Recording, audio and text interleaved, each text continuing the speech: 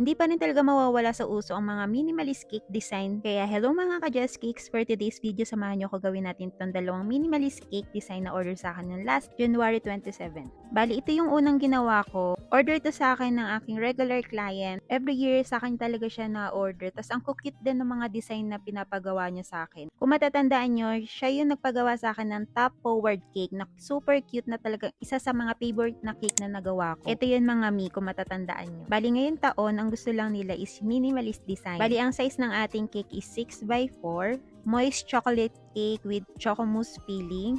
And for the frosting naman na gamit ko dito, walang iba kundi ang ACC whipping cream pa rin. Alam ko marami rin makaka-relate sa akin na kapwa ako home baker na minsan talaga kung alin pa yung minimalist design, yun pa talaga yung super hirap gawin. And minsan din dumadating din sa point na kahit gaano ka pa kasanay sa ginagawa mo, minsan talaga hindi mo siya magagawa ng maayos. And it's okay lang mga me. Dahil wala naman talagang taong perfect, 'di ba?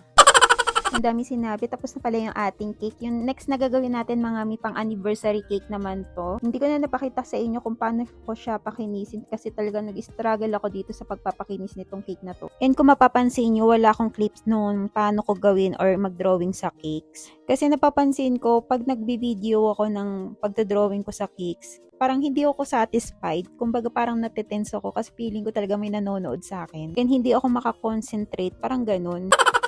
Dahil alam ko po sa sarili ko na hindi pa ako ganun kagaling. Eh, nasa stage pa rin po ako talaga na gusto ko pang matutok at ma-improve yung skills ko sa paggawa ng mga cakes.